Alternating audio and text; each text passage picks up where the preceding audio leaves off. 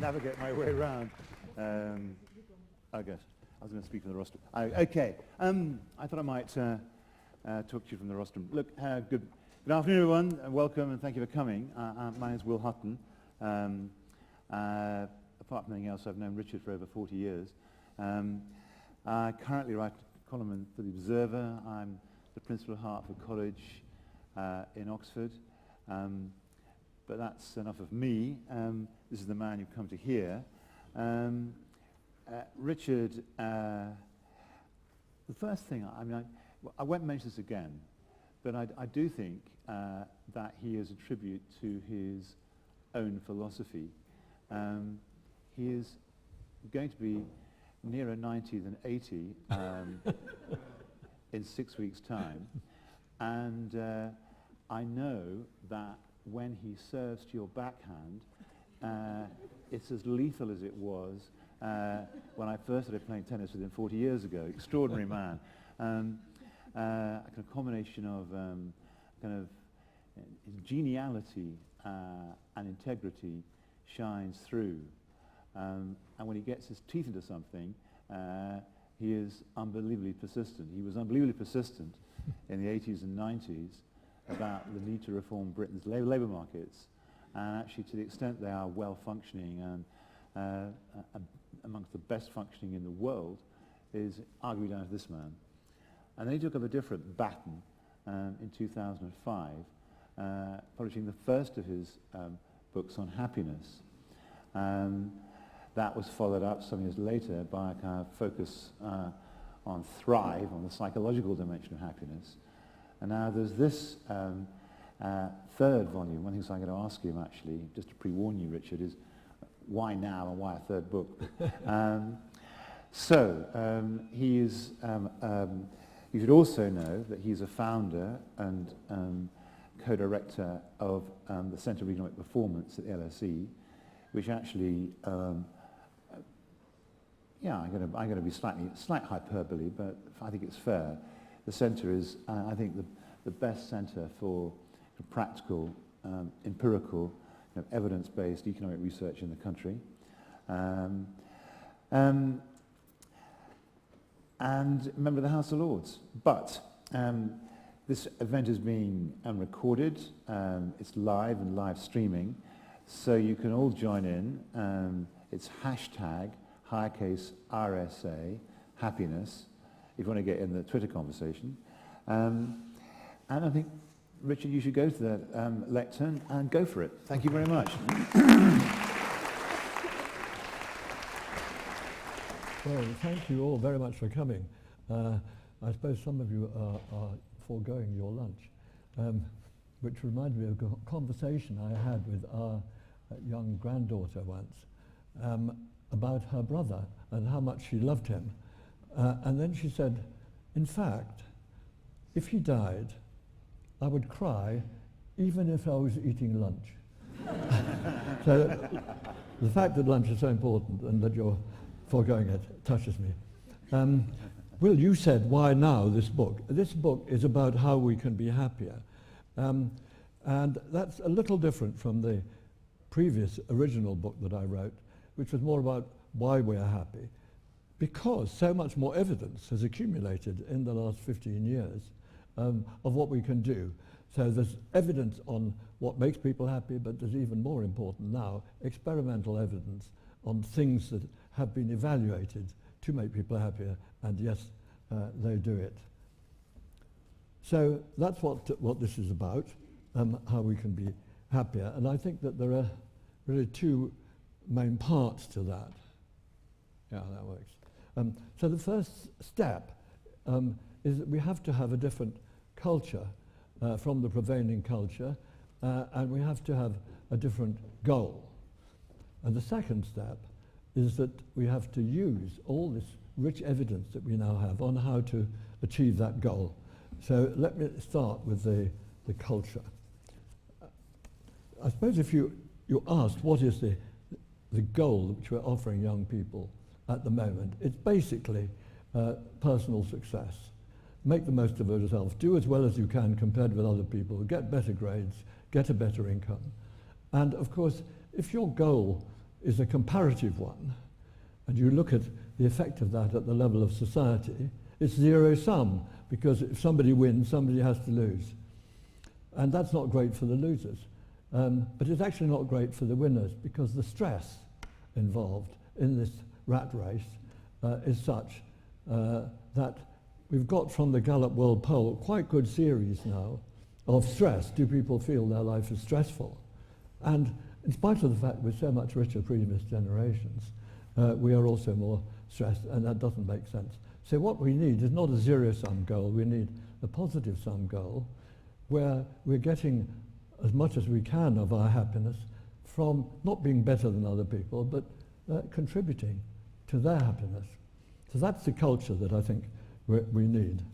And that means that for each of us, the goal has got to be in our lives to create as much happiness as we can in the world. I think that's a wonderful goal for everybody, from the youngest to the oldest. Of course it includes yourself, and to a degree you can't help other people without having some stuffing inside yourself. But this should be, I think, the way we try and all of us think about our purpose in life, and it should be the basic ethical system for the 20th century. Now, of course, it's a secular ethical system. We're saying you should create people, contribute to people's happiness because that's what matters, not because God says so. And the Dalai Lama, who I admire enormously and had the chance of talking to a number of times, he has always stressed that we, in this age when so few people any longer have a religious belief, we have got to have a secular ethic which speaks to everybody, including, of course, religious people, but especially it fills the hole, which is a very dangerous hole created by the retreat of religion. Into that hole, the natural thing, unless we put something positive, is selfishness.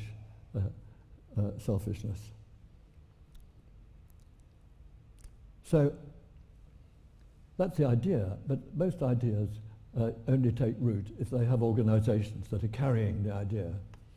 And that's why some of us have thought it's very important to try and create new organizations where people get together regularly using really good materials, but to remind themselves of what is really important in life and to be supported and inspired by doing that with other people on a regular basis, which is why we founded Action for Happiness. I hope somebody's going to ask me what that is. Okay, so I've been talking in a very altruistic language so far, but of course we have to take care of ourselves as well. We can't be much use without doing that. And I think we've got a great idea that has been established by modern psychology, or reinvented, you might say, that the way to make ourselves feel better is to work on changing our thoughts, because they're accessible, directly accessible to us. And what we have to do, essentially, is we all have negative thoughts constantly, is to separate ourselves, find ways of separating ourselves from our negative thoughts, and creating space for positive thoughts and positive action. So that's what modern psychology, positive psychology, is telling us.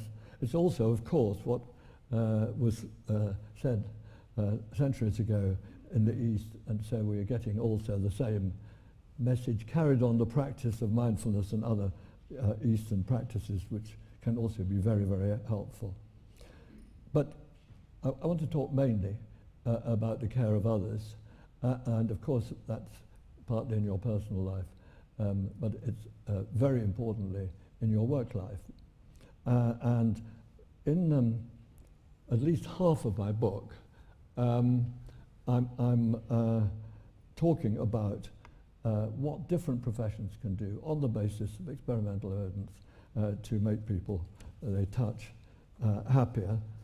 So, of course, we've got to know what are the most important things that affect people's happiness, and they are, in particular, mental and physical health and human relationships, family, work and community.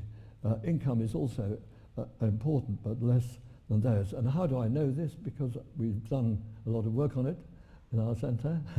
We published a book called The Origins of Happiness, and here is the main diagram. So this is from Britain, but actually we've done it for a number of advanced countries. It comes out the same everywhere. The top factor explaining the spread of happiness that we find in the population is whether or not, this is a very simple question, have you ever been diagnosed for anxiety or depression? Next is quality of work, which is also, of course, to do with relationships. And next is your family life, are you partnered, and physical health, then income, and so on. So let's look at, against that background, at what individual professions can do. So we start with early life. School teachers. It turns out that the best predictor of whether somebody will have a happy life as an adult is whether they were happy when they were a school child. That's much more important than the grades they get. But if you ask what the teachers think they're trying to do, they will all tell you that whether or not they want to, they have to focus on getting them the grades. This is not a good scene. It's producing a lot of mental stress for young people. I'm sure many of you know it in your children and grandchildren. We need to get the well-being of the children established as a goal of equal importance, as it is in the Netherlands, for example, with their academic achievement. We need to encourage schools to measure how the school is doing with the well-being of its children, to teach life skills weekly. Then people go to work. And here's the shocking fact, that the least happy time in the day is, guess when? When you're with your boss. I mean, this is deeply shocking. It shows something fundamentally wrong with the whole philosophy that's being taught in business schools.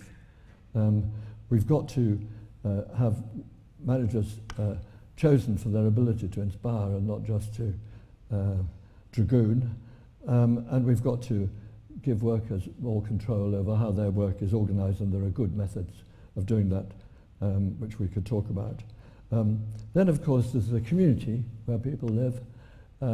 Incredibly important to have good services, but also because those good services create social connections, which are very important to people's sense of belonging in their lives. So services for children, as you know, have been cut in our country. Services for youth have been cut. Services for old people have been cut. Benefits have been cut. I find it absolutely extraordinary that we're saying, oh, we've got a bit more money now, what should we do? We should get it reduced by 10 minutes, the time it takes to get from Euston to Birmingham. I mean, this is unbelievable when we've got these crying things. Just ask yourself, how much would a better rail service from London to Birmingham, how much difference that make to people's happiness compared with all these things to do with what they worry about from day to day? We've just got our perspectives quite wrong. Of course, even if we got them better, we would still have some mental health problems. The work of therapists is very important, and it can go beyond depression and anxiety, and it should be available, obviously for children, including behaviour problems for children, which are not properly treated at the moment, but also for family conflict, domestic violence, drug and alcohol. These are all psychological problems. So we need a better society, but we need to help people personally as well. Who can lead the charge? Well, I'm an economist, and I do think that I actually came to economics later in life because it had this idea, basic idea that you've got to have a clear objective, and then you've got to think of what you do on the basis of how do you maximize the objective using whatever resources you have. So I think economists can lead the charge, but we need that in getting happiness established as the objective. we need politicians to listen, and of course we need to have scientists who are thinking about future generations being as important as the present generation. So can this succeed? I think it's going pretty well. I mean, we're not there. We're in the very early days of this happiness revolution. But there are a lot of people involved, there are a lot of individuals involved, but now there are an increasing number of politicians involved. I was, day before yesterday, I was in Brussels, where the European Council of Ministers, that's the heads of government, have issued this extraordinary statement. I mean, we used to be maximising GDP in Europe. This is quite a change. Making it happen, of course, is going to take some time, but there are those 3 countries that have had well-being budgets. It is interesting they're all led by women, and I think women are a very important part of this happiness revolution. But men can do something. What about Boris?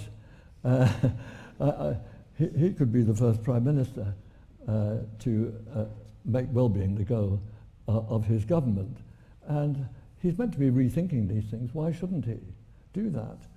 So here's the final fact I want to tell you, that we've been studying, my co-author and me, but particularly him, the outcome of elections, European elections since 1970, the last presidential election in the States.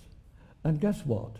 It's not the economy, stupid, which determines the outcome of elections. It is very much more how satisfied people are with their lives for non-economic reasons. So let every Prime Minister around the world read his wonderful article and realise that it is in the interest of politicians to make well-being objective and to spend the money more sensibly in that way. So I think we are at the beginning of our happiness revolution, and I think that all of us can play a great part, and we'll get there. Thank you.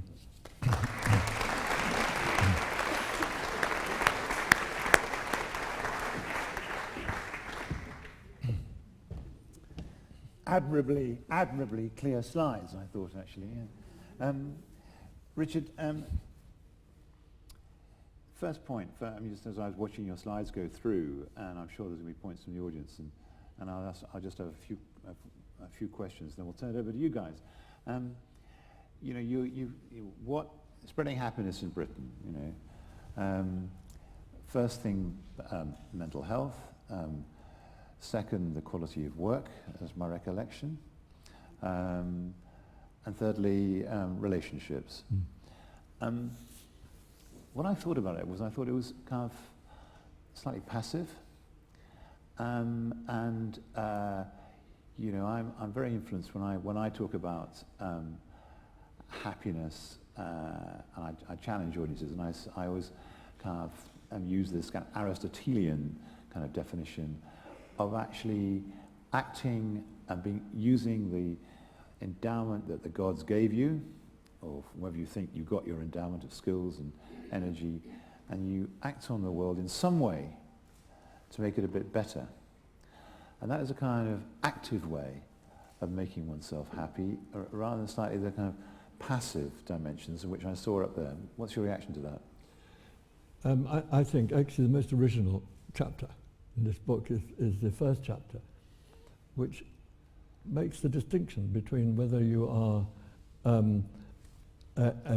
someone who experiences, or how much happiness you experience, and how much happiness you create. And most of the research, such as I quoted up there, is of course on how much happiness people experience. But the really important thing is how much happiness you create. I totally agree with you, and that's what Aristotle had in mind. It's much more difficult to study that, because you have to know what somehow you've got to identify how each individual is affecting other people. But I don't think there's any conflict between what you say and what you say Aristotle said. He was talking about happiness created, That's fair enough. This research is talking about happiness experience. Now, of course, a key point is that if you create happiness for other people, it helps to make you happier. But happiness created and happiness experienced is not the same. If you just think of people you know, you can think of people who are big creators of happiness, may not be but experiencing the most happiness, and there are some people who are not creating much happiness, but they are picking up happiness from other people. I mean, your book is, apart from being characteristically clear, lots of graphs in which you are doing inter-country comparisons of happiness or associating happiness with this variable and that variable. But actually, when you ask the question, you want to say, do you self-identify as happy? And then the numbers in a population who self-identify as happy are then you then go on to correlate it with whatever variable it is. But I mean, the happiness of Eskimos and the happiness of kind of jihadists and the happiness of heads of Oxford colleges are kind of slightly different places. I mean, how can you begin to say that we're on the same kind of wavelength? Well, I think there are two issues. One is that different people get happiness from different things. So this graph is an average of that across all people. But the other issue is, can you compare the happiness of an Eskimo with a city slicker? And well, can you? What is so interesting, we produce something called the World Happiness Report every year. Yeah. March the 20th, World Happiness Day. And my colleague John Helliwell has tried to explain the inter-country differences. And he can explain 80% of the differences in happiness, average happiness across countries, by 6 factors only. I mean, that's amazing. It means that there is real information in the answers that people give in different countries, even though they're giving them in different languages. What are those 6 factors? I'm sure we're all keen to hear. Okay. Do you have someone that you can rely on to help you in time of trouble? Bridge over troubled waters. Yes. Do you feel free to do the things you want to in your life? Autonomy. Yeah. Is there serious corruption in business or in government? And do you give money at least once a month to good causes? And then what is healthy life expectancy in your country and GDP per head? Those 6 factors. And GDP per head. And GDP is not it doesn't explain. It's not more than half of that. Are explaining this remarkable range of differences. As you know, at the top always come the Scandinavian countries, because they're so high in interpersonal support. Well, I was caught when I was reading your book by one series of graphs you have in which you say it's the condition of government, the lived experience of government, that makes you happier than living in a democracy. I was quite struck by that. So, I mean, if you're living in China, there's no democracy, but you could be happier than living in a kind of turbulent democracy like ours. Well, there are two, in the studies, there are 2 types of indices of political arrangements in the country. One is democracy, can you change the government, and so on. The other is how well does the government perform? Does it deliver services in an effective way? Do you have the rule of law? Things which could or could not exist in different degrees, imperfectly correlated with the degree of democracy. And it's this quality of government always comes out as more important than the simple fact of democracy or otherwise. It's interesting. people here, we're all gathered, you are the happiness guru, and actually, you stand kind of benignly, rather like Mr. Magoo. I wonder whether people realize how kind of radical it really. I mean, it's extraordinary. Again, as I read it, I thought, my God, Richard, I mean, you want to change the education system, you want to change local government, you want to change the workplace. It puts John McDonnell and Jeremy Corbyn to the shade.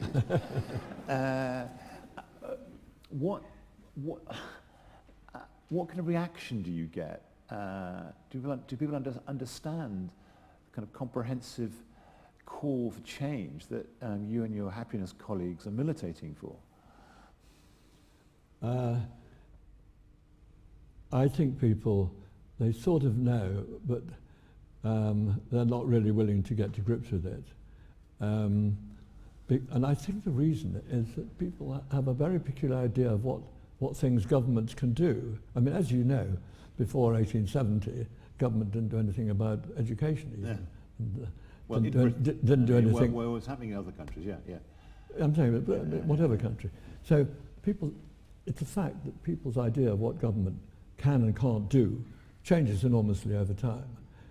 So we now assume that the government can do all sorts of things for the economy. Actually, that's rather exaggerated of what they can do for the economy.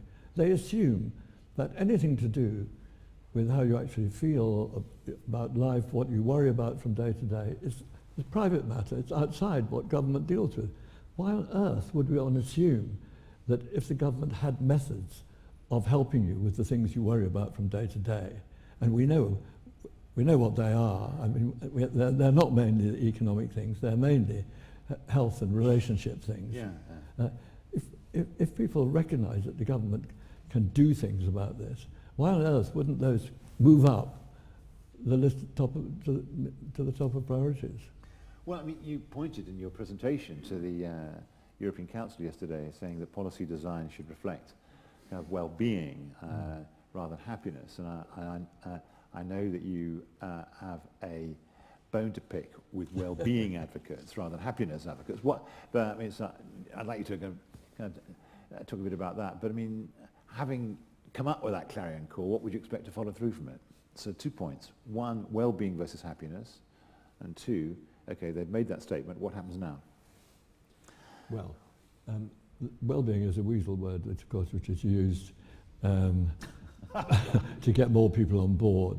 And then people say, oh, but there's two different meanings to it. You can have subjective well-being, which is how you feel, which is happiness. But also you can have objective well-being. Now, what is that? Well, that's what clever civil servants or politicians think is good for people. And you have a list, and the ONS produced a list. Yeah. And we got them to measure subjective well-being, but they, in their sort of report on well-being, included that of 1 of 10 factors. So there's also housing, and there's transport, and there's all the other things which are part of well-being, aren't they? Surely they're part. But no, they're not part of real well-being. Real well-being, something affected by those things. But there is a simple, single thing, which is how good or bad you feel about your life. And we have to get that into people's heads as a central thing. You know, if you're trying to choose priorities, there is no logical way of choosing between priorities except in terms of how they affect one single common objective. I mean, there's no other way of thinking about priorities. I mean, how could you put something, word priorities means something first before something else. How could you put one thing before another except by assessing each of them against something else?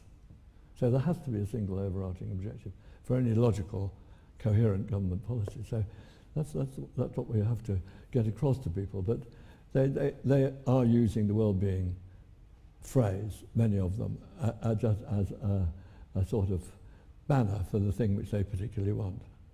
So the Council of Europe was a slightly weaselly worded kind of thing, but you were still kind of a step in the right direction. Yeah. Now, I talked a bit about the reforms that you were the author of in the 90s and the 2000s. But you're the author of another kind of revolution in Britain, or one of the major kind of advocates of it. And it's come from your work on happiness, and it's in your book, and you write about it, you devote some chapters to it.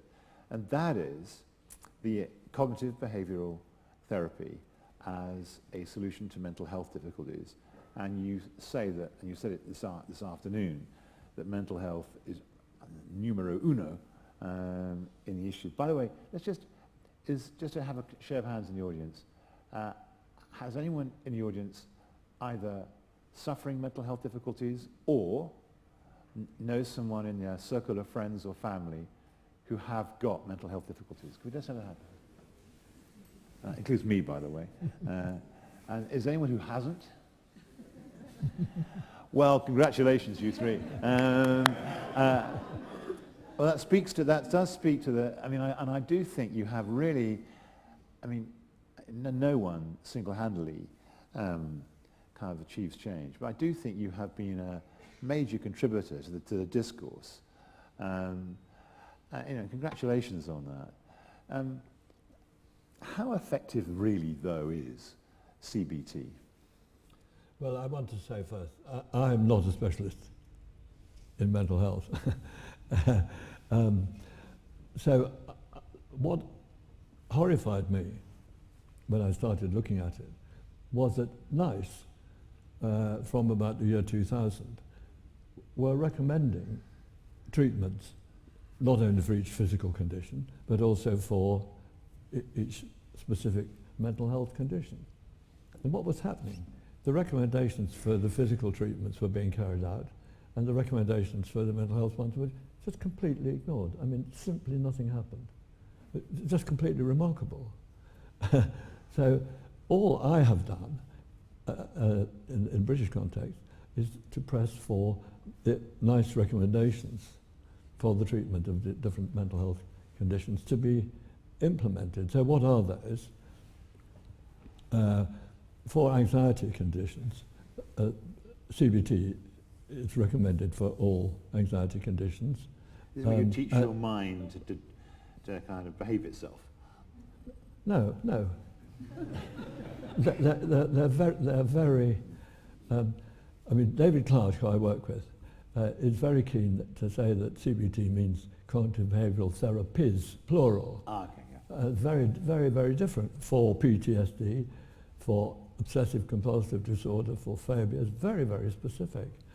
But based on this one idea, if you like, that, or two ideas perhaps, that the cognitive bit means that if you look at your thoughts, that will be a very important way of changing your mental state. The other is behavioural bit. By doing things that your therapist works out with you, that's another way of changing your mental state. But what does it actually mean to look at one's thoughts? I mean, let's have a look at your thoughts. Okay. Let's have a look at your thoughts. Well, I want you to tell us what it means to look at Richard Layard's thoughts. But you have a negative thought. How frequently? How frequently do people here have negative thoughts? At least once. Yeah. Negative thought. Okay. Frequently. Who has negative thoughts? Who's had a negative thought in the last 35 minutes? I know some negative, there's half a dozen people with negative thoughts, Richard, in this room. Now help them. Yeah, okay.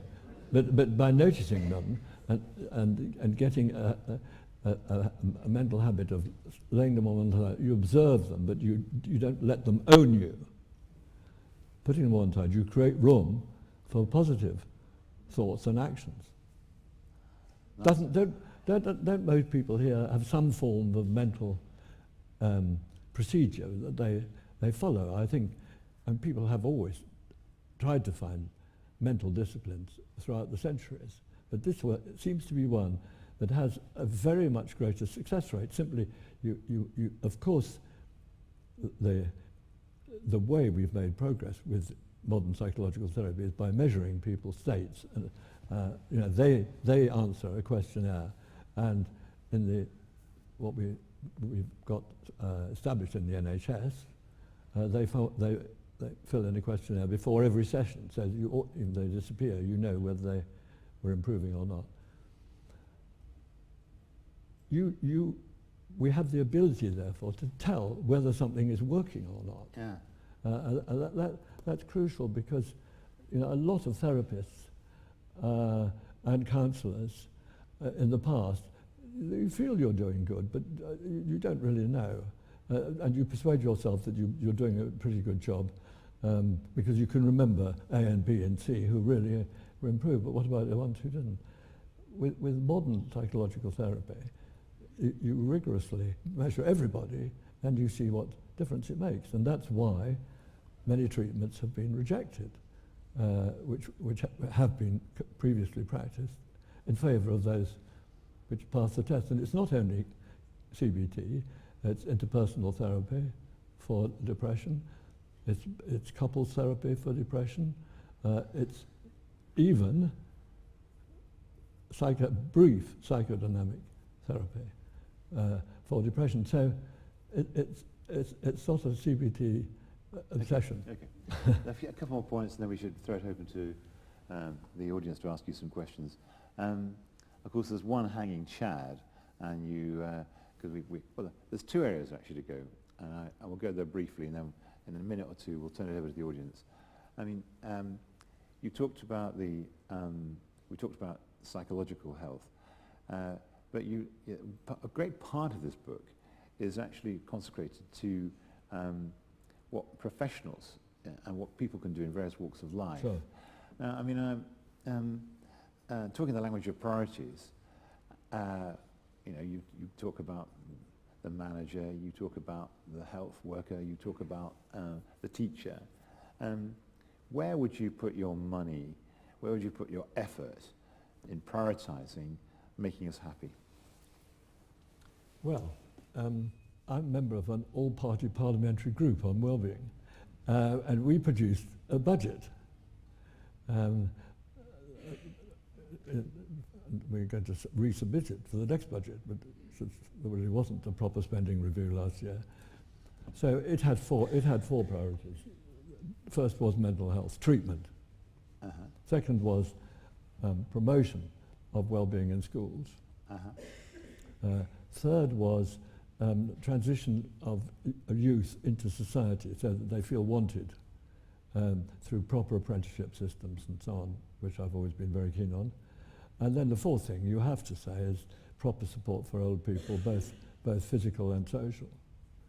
Now, the third of those, I know, you know, I mean, I'm knocking around this debate for a long time. It's the first time I've ever heard the case for good apprenticeships put in that way, not as kind of instrumentally, you know, we need to skill people, you know, we need to raise productivity, we must lower immigration by skilling up our own people so we don't have to go abroad for skills. You've made arguably the best argument, which is let's make 16 and 18-year-olds welcome. Yeah, exactly, absolutely. It's crucial, of course, and that'll be good for them. It'll also be good for the rest of society, for example, to feel safer on the streets. So unless people feel welcome in society, other members of society are going to pay the price. See, in a way, I think that's arguably the most illuminating insight into the way you think. You know, you don't think instrumentally, you think in terms of the welcome that can be made altruistically to young people coming into society. I like it very much. Action for happiness. These three governments that have adopted it, all led by women. The World Happiness Report. I mean, these weren't happening 10 years ago. I mean, is this a movement that's, I mean, you want to present it obviously as a, you know, the snowball is moving down the mountain, it's going to turn into an avalanche, climb aboard it quickly, or you'll be crushed by it. But is it really happening? Action for happiness? I mean, there's a lot of good, well-minded, well-intentioned people running around, but I mean, how much leverage has it got? Well, I think one obvious thing which is happening, is that millions of people are taking courses on how to be happier. This is a self-help movement, which I think is a great thing, but I do think that it tends to be somewhat, in most of its versions, self-absorbed, and that's not the ultimate route, either to happiness for yourself or for happiness to the other people you deal with. But also, it's normally a one-on-one business. An awful lot of it is online. If you want to sign up to learn how to be happy, what's the process? You go to actionforhappiness.org. actionforhappiness.org. Yeah, and there you will find not only a lot of excellent stuff online, better hopefully than other stuff online, but that's not the main point of Action for Happiness. The main point of Action for Happiness is getting people together in groups that meet regularly around the issues that really matter most to them. These are like Quaker, they're kind of quasi-Quaker groups of... yes, except people speak.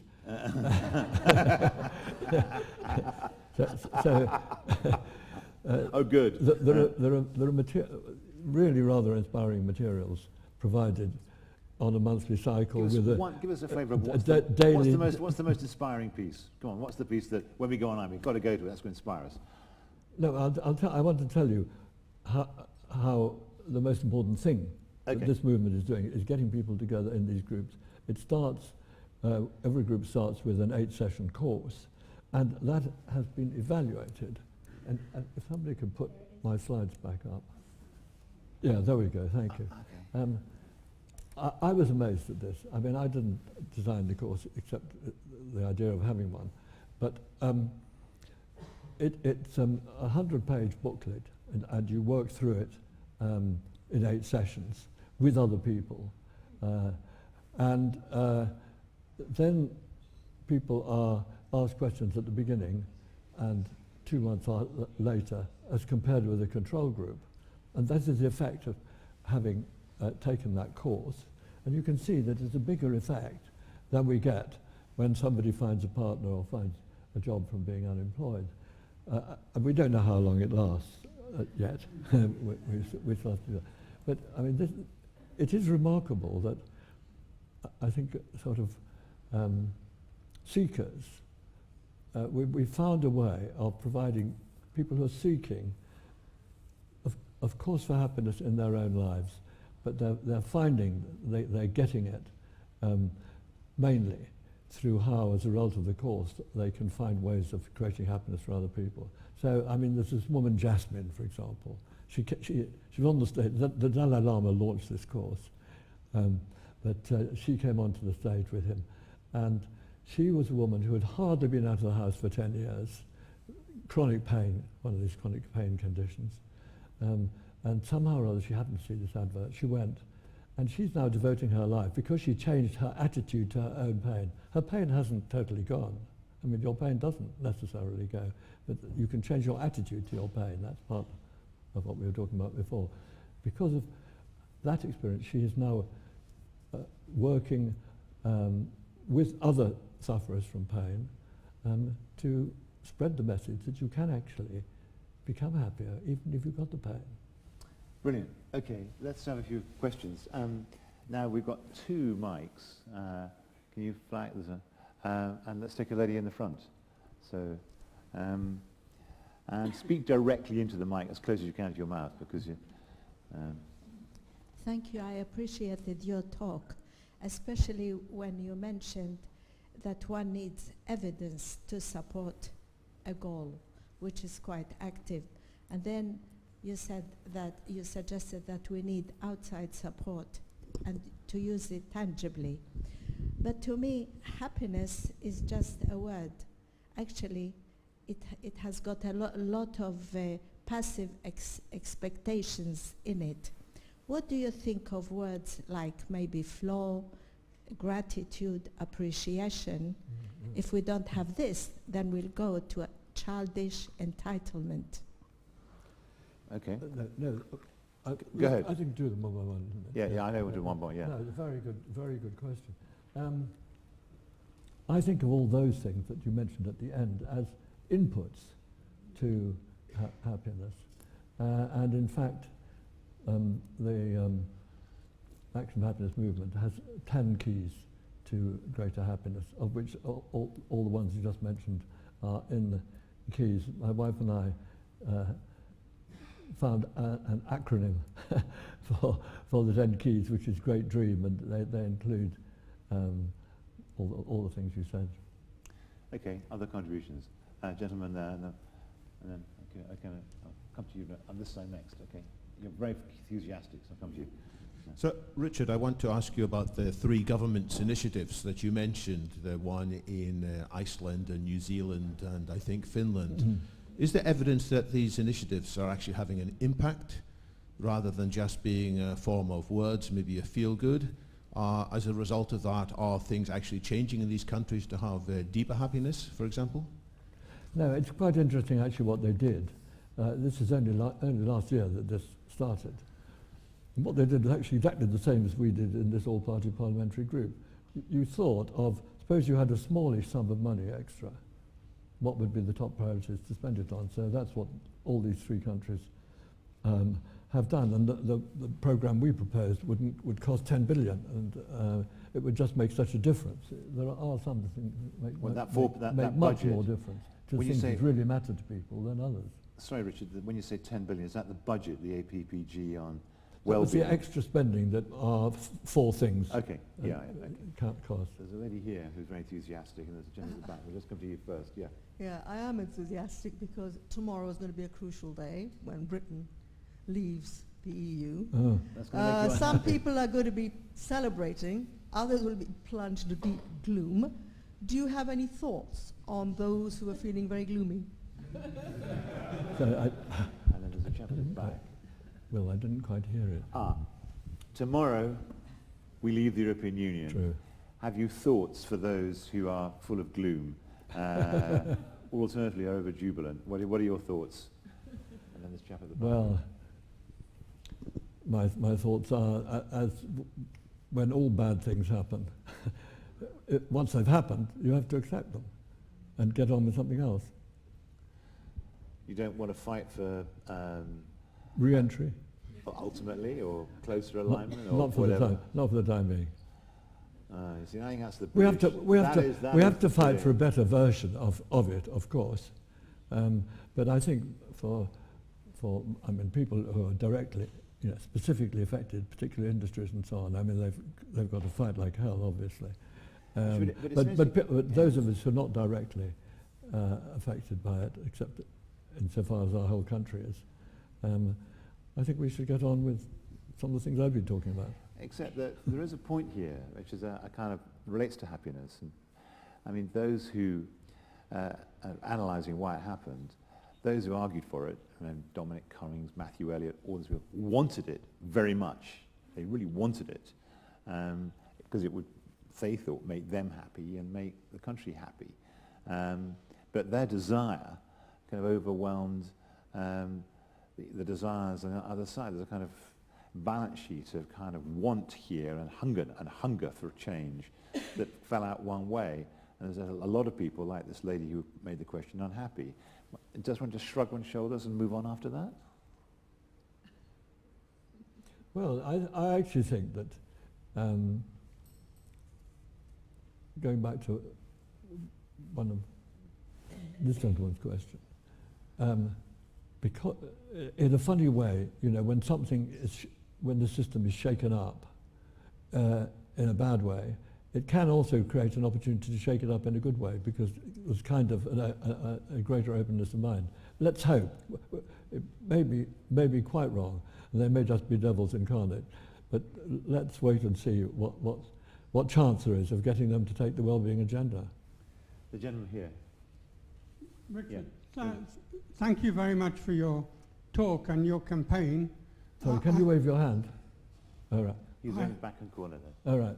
I haven't read your book yet, but it seems to me that much of what you've talked about is implicitly about the search for meaning in people's lives. And I wonder whether that dimension needs to be talked about more explicitly.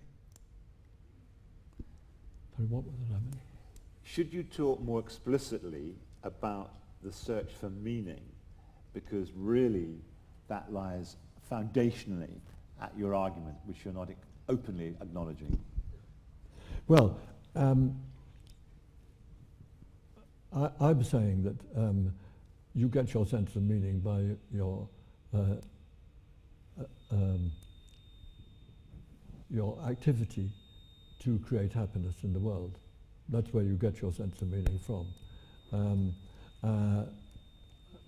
or you should do.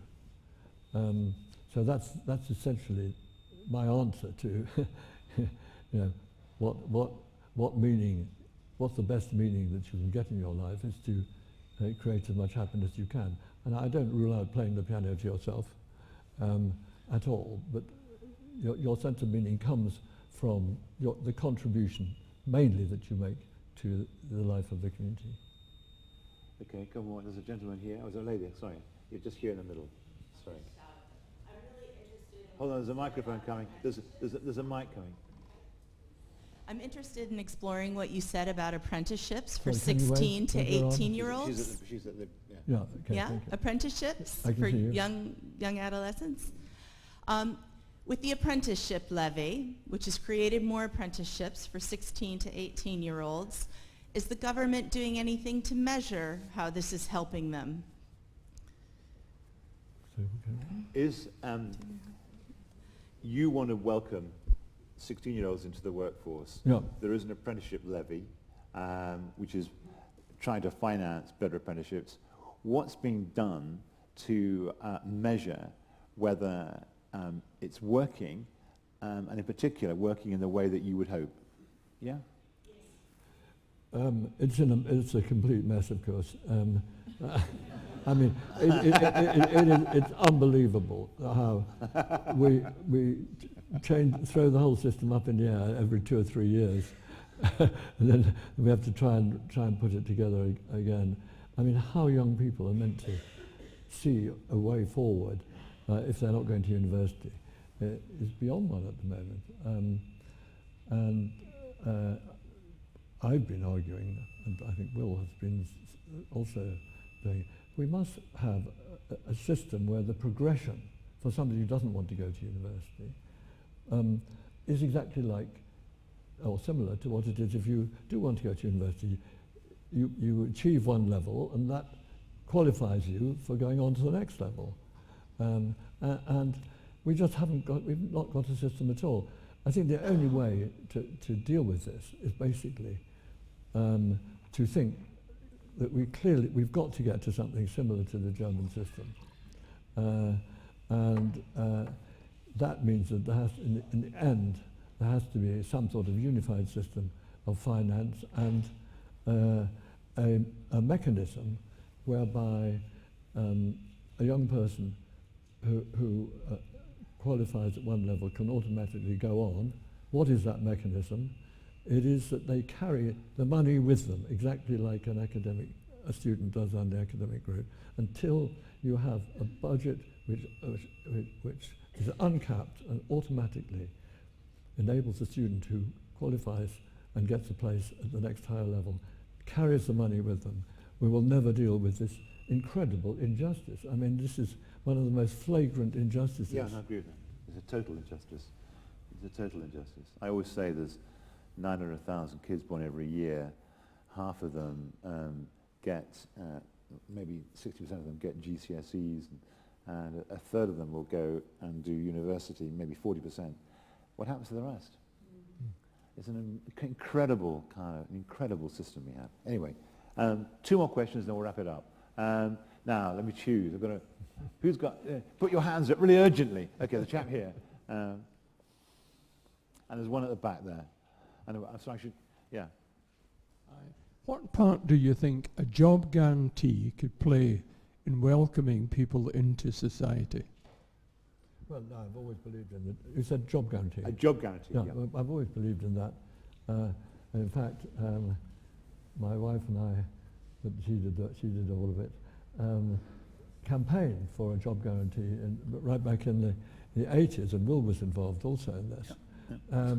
Yes. Through the various organisations, and it's sometimes we've come near to having such a thing, and I think it's absolutely essential. And of course, you can only deliver a job guarantee with a community work backup. And that's where the happiness research is very important, because we've always argued that if you can't find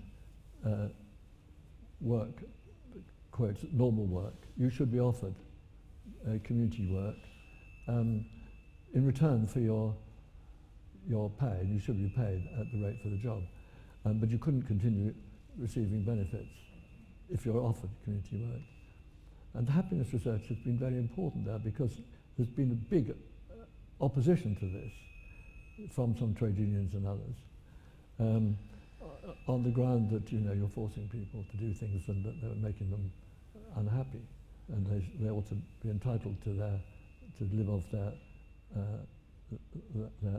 their benefits, or even, God forbid, a basic universal income. What has turned out is that people are much happier when they're forced to take community work than when they're allowed just to go on drawing benefit. Because it's the same principle we're talking about all the time. Yeah. Engagement with society is what makes people alive. Engagement, welcoming. Yeah. Right, one last question. Okay, go for it. Hi. Am I on? Standing up, well, very important.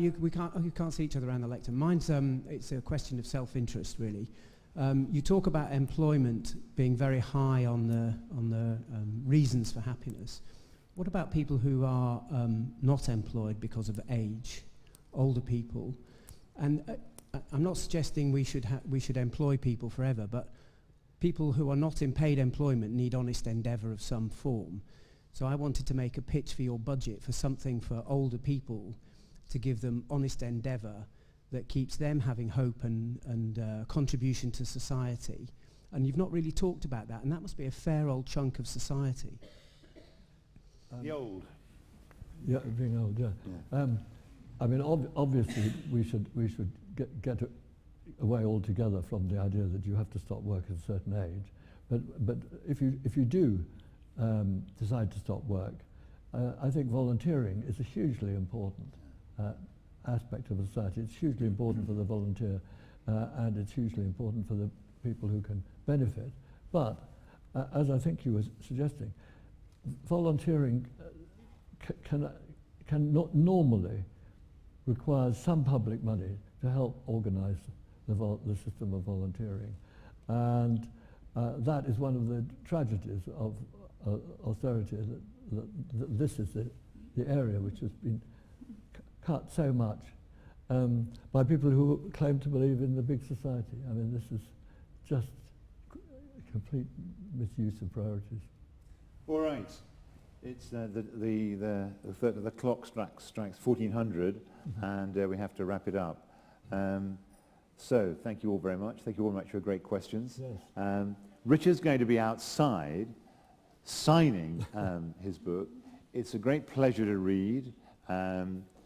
It's got lots of cartoons and and you can really comfort yourself that you're reading it very quickly, because there's lots of graphics. You can turn the page over very quickly. So I thoroughly recommend it, and certainly get on the Action for Happiness website and do that questionnaire. As for the RSA, do sign up. It's a great organisation. Keep up with its efforts to make us all happy. I'm told that the cafe to visit is Ralphmel's upstairs. So